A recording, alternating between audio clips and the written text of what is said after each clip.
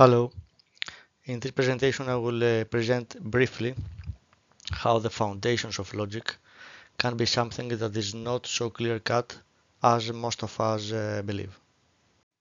Aristotle was the first to discuss about logic. In his book The Organon, the tool in free translation, he described logic and the basic principles of logic. He described logic as an instrument and how logic could be used to generate new propositions based on specific rules.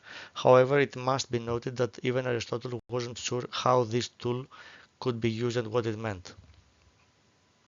What is important though is to note the following.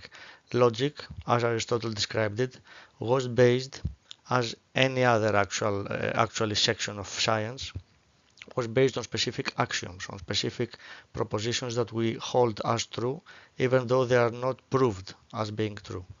This means that the foundations of logic, the very foundations of logic, meaning the very basic principles of logic, are based on nothing. And this has grave implications on what it means for logic itself and for our way of thinking.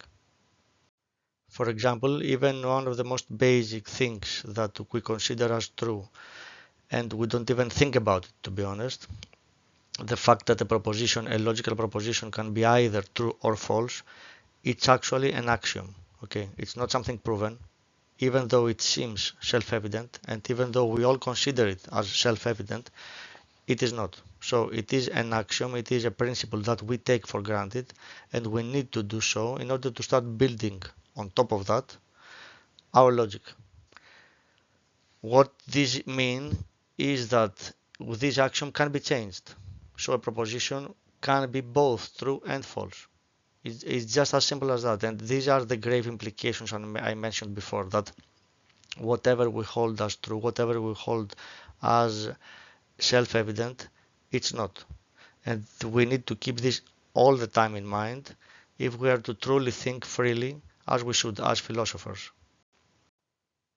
So in case we consider that the proposition can be true and false, again, we can start building a logic, a system of propositions that is self-contained and that is based on this new axiom. Okay, this is called dialechism in that case, and this applies to, as I said before, to all axioms, to all principles that we hold true, all principles that we use to build not only logic, mathematics, science, regarding physics, chemistry, or anything else, can be changed.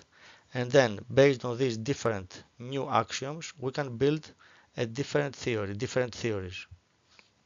And the important thing to always keep in mind is that this can apply to also philosophy. So also in philosophy, it's important to remember that even the most simple of things, even the most self-evident ideas and notions, for example, the idea that life is something good, that we all live and die, the idea that death exists, for example. Even these things, we need to reconsider them because the things that we believe we know about them are not necessarily true. Okay, our thought, human thought, has to start from somewhere. It cannot start from nothing. This somewhere are these principles, these axioms we use. We already saw one example, an important example, for something that most of us don't even think about it, this idea of a proposition being either true or false. This questioning of principles should follow every philosopher, every thinker in everything. So, in every aspect of human life, in every question that we ask about metaphysics, physics, chemistry, etc., we should always ask ourselves what are the principles, what happens if we consider changing those principles. And the examples of these are the examples that Harmonia Philosophica is discussing, and we will be discussing also in the next episodes. So thank you very much, and be aware that soon we will upload more episodes regarding specific ideas.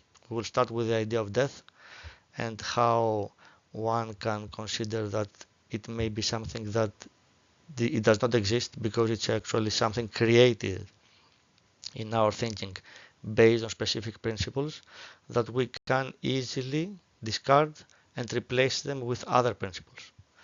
Thank you very much.